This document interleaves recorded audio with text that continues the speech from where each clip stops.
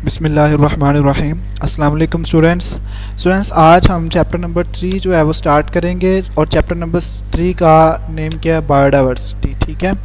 अब सबसे पहले जो है वो इस नाम को अंडरस्टैंड करें। बायो का मतलब क्या होता है, लाइफ, और डाइवर्सिटी का मतलब क्या होता है, वेराइटी। ठीक है। बायो का मतलब क्या होगा, लाइफ, एंड डाइवर्सिटी का मतलब वैरायटी। यानी कि आप जो है वो यहाँ पर जानदारों की वैरायटी यानी इकसाम के बारे में पढ़ेंगे इस चैप्टर के अंदर। सबसे पहले है जी इंट्रोडक्शन, देख लेते हैं हम बायोडाइवर्सिटी का। At least 10 million kinds of organisms inhibit the earth, but less than one third of these have been studied and catalogued by biologists। मतलब ये सबसे पहले तो आप जो है वो ना इसको अंडरलाइन कर लें, ये आपका MCQs है। ठीक है, कि इस दुनिया में कितनी किस्म के जो है वो जानदार पाए जाते हैं, 10 मिलियन ऑफ काइंड्स। ठीक है, 10 मिलियन की तरह के जो है वो 10 मिलियन डिफरेंट जानदार पाए जाते हैं, जिनमें से सिर्फ 1/3, ठीक है, 1/3 का मतलब क्या है कि 3 में से जो है वो एक हिस्सा, 3 में से जस्ट एक हिस्सा ही जो है वो साइंसदान पढ़ पाए हैं, उनको समझ पाए हैं और उनको कैटेगराइज कर सके हैं। ठीक है, उनको जो है वो रिकॉर्ड में लेके आ सकें, बाकी का उनको नहीं पता। Diversity among the earth's organism is more obvious than the fundamental unity of life. We see that all organisms share many biological characters। कहता है हम जानते हैं कि बहुत से जानदार जो है वो अपने बायोलॉजिकल करेक्टर जो है वो क्या कर रहे थे, शेयर कर रहे थे। मिसाल के तौर पर अगर जो है वो आपके पास एग्जाम्पल हो, जितने भी जानदार ले लें, एनिमल ले लें, प्लांट ले लें, तो क्या करते हैं, तमाम के तमाम रेस्पिरेशन करते हैं। तो इसका मतलब क्या, इनका करैक्टर जो है वो शेयर हो रहा है। ठीक है, अब कुछ जानदार ऐसे हैं जो गोश्त खाते हैं। ठीक है, तो वो गोश्त ही खाएंगे। अब जितने भी जानदार गोश्त खा रहे हैं वो अपना करैक्टर शेयर कर रहे हैं, यानी कि उनके अंदर कोई ना कोई ऐसा बायोलॉजिकल करैक्टर होगा, उनके अंदर जो है वो कुछ बॉन्ड सेम हो सकती है, उनका कोई सिस्टम सेम हो सकता है। तो क्या होता है कि जितने भी जानदार हैं वो कहीं ना कहीं अपने करैक्टर्स जो है वो शो कर रहे होते हैं। 5 principal groups of organisms are, अच्छा ये 5 जो ग्रुप्स हैं मैं जो है वो आपको ऑलरेडी बता चुका हूँ चैप्टर नंबर 1 के अंदर। चैप्टर नंबर 1 के अंदर 2 मरतबा जो है मैंने आपको बताया। ठीक है, तो उसमें जो है वो आपके पास प्रोकैरियोट्स थे, उसके बाद जो है प्रोटिस्ट थे, फंजाई थी, प्लांट्स थे, और क्या थे, एनिमल्स थे। In this chapter we will focus on the differences among different groups of organisms. ठीक है, इसमें जो है वो हम फोकस करेंगे कि कौन कौन से डिफरेंट किस्म के जानदार हैं। ठीक है, we will also how are organisms classified, और इस चैप्टर में हम ये भी पढ़ेंगे कि किस तरह जो है वो हम जानदारों को क्लासीफाई करते हैं, उनके नेमिंग जो है वो किस तरह करेंगे। जिस तरह हमने फर्स्ट चैप्टर में पढ़ा था, फ्रॉग का जो साइंटिफिक नेम है वो राना टिग्राइना होता है, और मस्टर्ड प्लांट का हमने पढ़ा था, ब्रासिका कैम्पेस्ट्रस पढ़ा था। इसी तरह हर जानदार का कोई ना कोई साइंटिफिक नेम होता है, और वो नेम जो है वो किस बुनियादों पर रखते हैं, उसके पीछे क्या लॉजिक होती है, वो सारी चीज़ें जो है वो हम क्या करेंगे, बायोडाइवर्सिटी के चैप्टर में डिस्कस करेंगे। नेक्स्ट देखें, बायोडाइवर्सिटी आ गए हमारे पास। सबसे पहले जो है वो बायोडाइवर्सिटी की टर्म को समझें और इसकी डेफिनेशन है। The term biodiversity has been derived from bio and diversity. जैसे मैंने शुरू में बताया कि ये दो जो है वो अल्फाज हैं, उनका मजमुआ होती है biodiversity. Diversity mean variety with in a species and among species. अच्छा, 2 डिफरेंट स्पीशीज़ हैं आपके पास। ठीक है, और स्पीशीज़ के अंदर जो है वो आपके पास बहुत ज़्यादा डिफरेंट जो है वो वैरायटीज़ आ रही होती हैं। जिस तरह अगर जो है वो आप बात करते हैं मंकी या जो है वो चिंपैंजी, ठीक है, इनके अंदर भी बहुत सी जो है वो इकसाम आपको मिल जाएंगी। तो इसी तरह जो है वो डिफरेंट आप बर्ड्स को देखें तो बर्ड्स के अंदर जो है वो बहुत ज़्यादा इकसाम्स होती हैं, मिलती जुलती होती हैं। तो इवन के जो है वो स्पीशीज़ के अंदर भी वो कहते हैं इकसाम होती हैं, इन सब को बायोडाइवर्सिटी में ही रखा जाता है। Biodiversity is measure the variety of organism present in different ecosystem.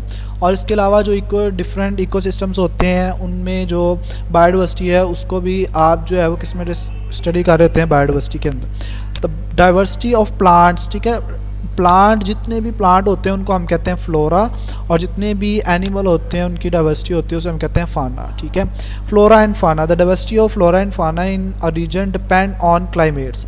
अब किसी भी जगह पर जानवरों और पौधों की जो तादाद है, ठीक है, उनकी वैरायटी है, वो किस पे डिपेंड कर रही होती है, वो बता रहा है डिपेंड अपॉन क्लाइमेट्स, ठीक है, उसके जो क्लाइमेट है, उसका वेदर है, उसका जो माहौल है, उसके ऊपर डिपेंड कर रही है। सेकंड नंबर पे जो है वो एल्टीट्यूड है, ठीक है। थर्ड जो है वो सॉइल्स, मट्टी वगैरह, एल्टीट्यूड, उसकी ऊंचाई वगैरह, and presence of other species, और दूसरी स्पीशीज़ के ऊपर।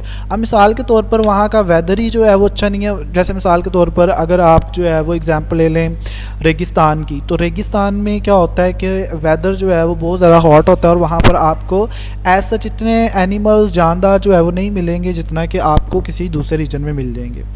तो वो क्लाइमेट के ऊपर डिपेंड कर रहा है। एल्टीट्यूड जो है वो आप देखें कुछ पोलर रीजन में जो है वो जानदार होते हैं, कुछ जो है वो ट्रॉपिक रीजन में होते हैं, कुछ टेम्परेट रीजन में होते हैं, ठीक है। और सॉइल्स, मट्टी के ऊपर भी डिपेंड करते हैं। आप कुछ प्लांट्स देखें रेगिस्तान में तो नहीं आपको मिलेंगे, लेकिन कहीं जगह पर जो है वो आपको जो नॉर्मल ज़मीन होगी वहाँ पर आपको प्लांट्स भी मिलेंगे। वो किसके ऊपर डिपेंड कर रहे हैं, सॉइल के ऊपर।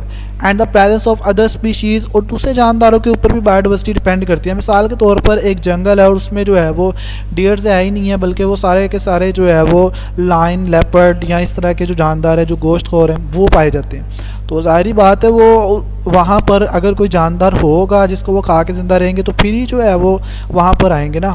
तो इसके लिए वो दूसरी स्पीशीज़ के ऊपर भी डिपेंड करती है biodiversity. Biodiversity is not distributed evenly on earth, कहता है ये जो है वो इवनली नहीं है अर्थ के ऊपर, बल्कि it is richest in the tropics. ये जो है बहुत ज़्यादा पाई जाती है कहाँ पर, ट्रॉपिक रीजन में। And temperate region also have many species while there are fewer species in polar region. Polar region आपके पास जो बर्फ़ानी इलाके होते हैं, ठीक है, जहाँ पर बर्फ़ ही रहती है, तो वहाँ पर आपके पास वो कहता है कि क्वांटिटी कम हो जाएगी। टेम्परेट रीजन में थोड़ी कम हो जाएगी, और ट्रॉपिक रीजन में क्वांटिटी आपको क्या मिलेगी, सबसे ज़्यादा मिलेगी। यहाँ पर अगर आप ऊपर डायग्राम में आ जाएं यहाँ पर, तो यहाँ पर मैंने ट्रॉपिक लिखा हुआ है, ठीक है। ट्रॉपिक ये देखें यहाँ पर कितने ज़्यादा plants, this is tropic reason.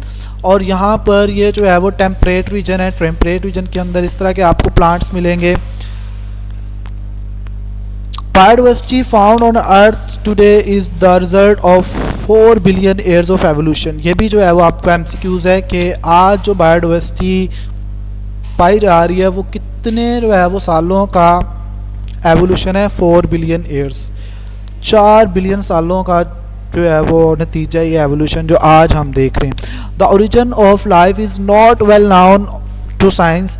Science को ये नहीं पता कि ओरिजिन क्या है लाइफ का, लाइफ कहाँ से बनी, लेकिन फिर भी दो limited evidence suggest that until 600 million years ago. लेकिन जो साइंसदानों ने अपने जो है वो तजर्बात किए, मुशाहदे किए, उसकी बुनियाद पर वो कहते हैं कि तकरीबन 600 मिलियन साल पहले जो है वो ज़िंदगी जो है वो आई थी इसके ऊपर, दुनिया के ऊपर।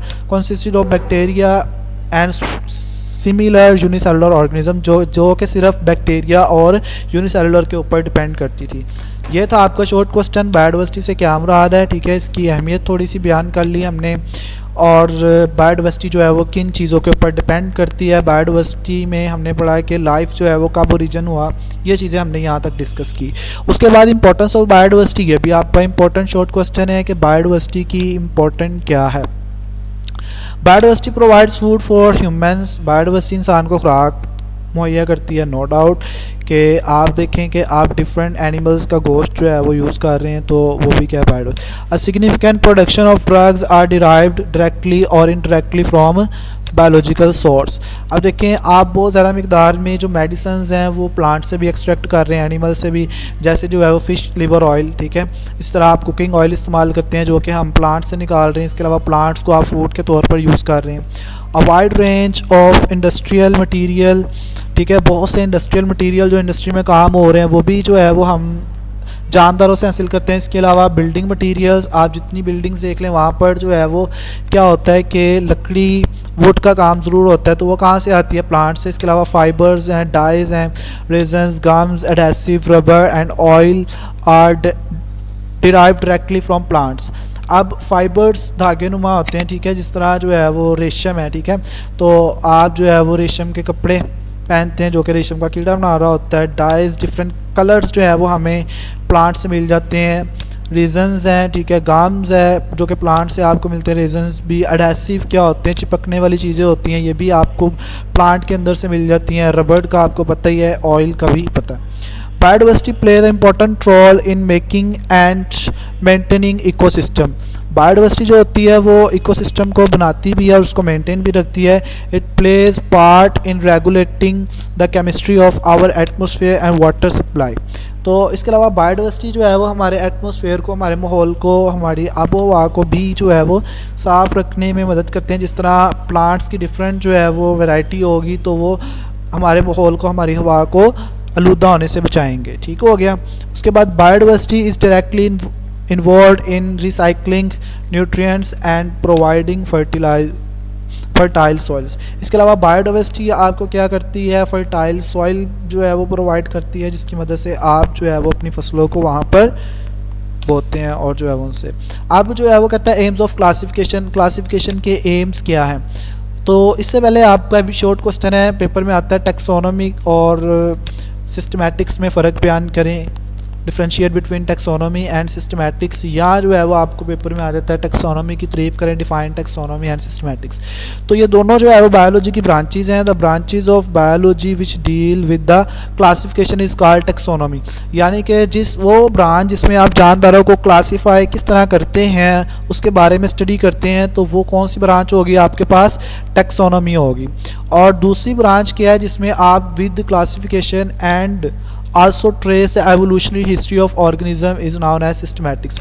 और इसमें जो है वो सिस्टमैटिक्स में आप क्या करते हैं, एक तो आप ये पढ़ते हैं जानदारों के बारे में, उनको किस तरह क्लासीफाई करना है, उसके साथ साथ आप ये भी पढ़ते हैं कि इनकी जो है वो हिस्ट्री क्या है, किस तरह जो है वो इनमें एवोल्यूशन हुई। एवोल्यूशन क्या होता है मैं अभी आपको एक्सप्लेन करता हूँ।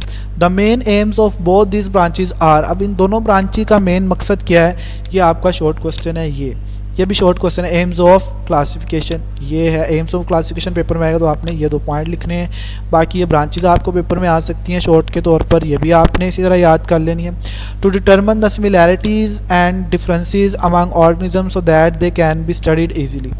आप क्या करते हैं जब आप इसको स्टडी करते हैं तो आप बताते हैं कि जानदारों में कौन कौन सी सिमिलैरिटीज़ हैं और कौन कौन से डिफरेंसेस हैं। ठीक है, मिसाल के तौर पर यहाँ पर नीचे डायग्राम में देखें तो ये पहला जो बाजू बना हुआ ये किसका है, ह्यूमन का, दूसरा डॉग का है, थर्ड बर्ड का है और फोर्थ व्हेल मछली का। ठीक है, और यहाँ पर देखें इस बोन का नाम क्या है, ह्यूमरस। ठीक है, ह्यूमरस जो है वो आपको देखें ह्यूमन के अंदर भी मिल रही है, ह्यूमरस जो है वो आपको डॉग के अंदर भी मिलती है, ह्यूमरस जो है वो आपको बर्ड के अंदर भी मिलती है, व्हेल के अंदर भी मिलती है। इसी तरह अल्ना और रेडियस 2 बोन्स हैं, ठीक है, आपके बाजू में। यही बोन्स जो है वो डॉग के अंदर भी प्रेजेंस हैं, यही बोन्स बर्ड्स के अंदर भी प्रेजेंस। These are similarities. यहाँ पे देखें ये थोड़ी सी चेंज है लेकिन बोन वही है। इसी तरह यहाँ पर जो है वो कुछ फ्लंजीज, ये फ्लंजीज हैं, ये फ्लंजीज हैं। ठीक है, इनकी फ्लंजीज में देखें स्ट्रक्चरली थोड़ा सा डिफरेंस हो सकता है, लेकिन देखें उसके अंदर वही ऑर्गन, वही बोन्स मौजूद हैं जो कि इंसान के अंदर मौजूद हैं। तो ये आप स्टडी करते हैं किसमें, एम्स ऑफ क्लासिफिकेशन में। To determine the evolutionary relationship among organism. ठीक है, आप ऑर्गेनिज्म के दरमियान एवोल्यूशन जो होती है उसके बारे में पढ़ते हैं। मिसाल के तौर पर ये एवोल्यूशन यहाँ से इस तरफ दिखाई गई है कि पहले जो था वो क्या था, लैम्प्रे थी, फिर सनफिश बनी, न्यूट्स बने, आपके पास lizard, bear and chimpanzee and then human. अब ये देखें ये कॉमन एंसेस्टर है। ठीक है, वो कहता है कि इससे जो है वो ये तमाम मिलके बने हैं। ठीक है, फिर वो कहता है ये कॉमन एंसेस्टर हो जाएगा, इससे आगे ये बना है, फिर ये कॉमन हो जाएगा, इससे आगे ये बने हैं, और फिर ये कॉमन हो जाएगा, इससे आगे ये बने हैं। ठीक है, ये क्या बता रहा है हमें, ये एवोल्यूशन के बारे में बता रहा है। नेक्स्ट है जी taxonomic hierarchy. The groups into which organisms are classified are known as taxonomic categories और टैक्सा। ठीक है, ये भी आपका एक शॉर्ट क्वेश्चन है, define taxa, what is taxa और टैक्सोन भी। तो ग्रुप इनटू विच ऑर्गेनिजम्स, ठीक है, वो ग्रुप जिसमें आप जानदारों को क्लासीफाई करते हैं उन्हें आप क्या कहते हैं, टैक्सा कहते हैं। The taxa form a ladder called taxonomic hierarchy. अब ये टैक्सा जो है वो क्या करते हैं जी, लैडर लाइक स्ट्रक्चर बनाते हैं। ठीक है, तो उसको आप क्या कहते हैं, टैक्सोनॉमिक हायरार्ची कहते हैं। लैडर कहते हैं सीढ़ियों को, इस तरह इस तरह। अब देखें इस ऑर्गेनिज्म से जो है वो आगे ये बना, इससे आगे ये बना, इससे आगे ये। तो यहाँ पर ये क्या होता है, लैडर लाइक स्ट्रक्चर, सीढ़ियों की तरह स्ट्रक्चर बन जाता है कि इस यहाँ पर जो जानदार होगा उससे ये जानदार बनाए, इससे ये जानदार बनाए, ठीक है। अगर आप जो है वो इसमें देख पाएँ, ठीक है, तो ये भी क्या है, ये एक लैडर लाइक स्ट्रक्चर ही बना हुआ है, ठीक है, सीढ़ियों की तरह का स्ट्रक्चर ही बना हुआ है। तो इससे जो है वो हमें पता चलता है कि कौन सा जानदार जो है वो किससे डेवलप हो रहा है। तो all organisms are divided into 5 kingdoms, ठीक है, वो प्रोटिस्ट सारे पढ़ चुके हैं हम। So kingdom is the largest taxon, ये आपका एमसीक्यूज है, which is the largest tax on.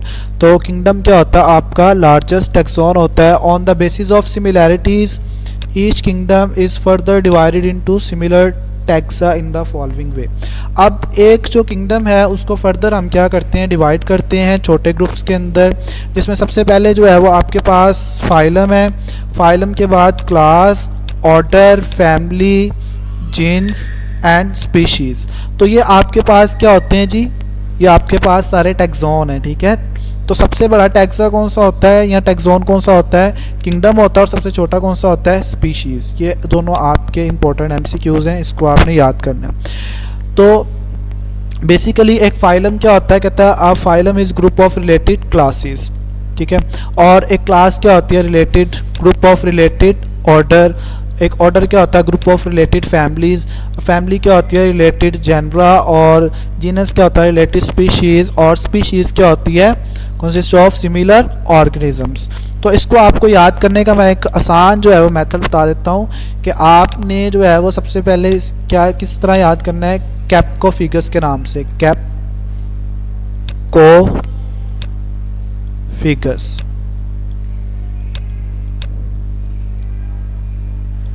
ठीक है। ये इस तरह आप देखें, के से क्या बन जाएगा, किंगडम, पी से क्या बन जाएगा, phylum, class, order, family, genus and species. तो इस तरह जो है वो आप कैप्को फिगर्स के नाम से इसको याद कर लें, तो इसकी तरतीब आपको नहीं भूलेगी कि पहले किंगडम आना है या पहले क्या आना है, ठीक है। Members low taxon resemble one and other more than to the members of higher taxon. अच्छा, जैसे जैसे हम ऊपर से नीचे आते जाएंगे तो जानदारों में जो सिमिलैरिटीज़ हैं वो क्या होती जाएंगी, बढ़ती जाएंगी, और एट दी एंड सिमिलर जानदार तक हम पहुँच ही जाएंगे। अच्छा, ये भी आपका इंपॉर्टेंट और बहुत ज़्यादा जो है वो फेमस क्वेश्चन है कि आपको पेपर में आ जाता है, write down the classification of human. आपको पेपर में आ जाता है, write down the classification of P plant. तो पहले हम पढ़ लेते हैं ह्यूमन की। सबसे पहले वही देखें, के पी सी ओ, कैप्को फिगर्स। अब सबसे पहले किंगडम, एनिमल का जो है वो किंगडम, ह्यूमन का किंगडम क्या होता है, एनिमिलिया होता है। ह्यूमन का फाइलम क्या होता है, कॉर्डेटा होता है। कॉर्डेटा किसे कहते हैं, जिसमें रीढ़ की हड्डी पाई जाती हो, ठीक है। मैमल्स क्या होते हैं, क्लास कौन सी होती है इंसान की, मैमलिया। और मैमल्स क्या होते हैं, जिनके बॉडी के ऊपर जो है वो हेयर्स वगैरह पाए जाते हैं। ऑर्डर क्या होता है इनका, प्राइमेट्स होता है। और फैमिली क्या होती है, होमिनाइडी होती है। और जीनस क्या होती है, होमो।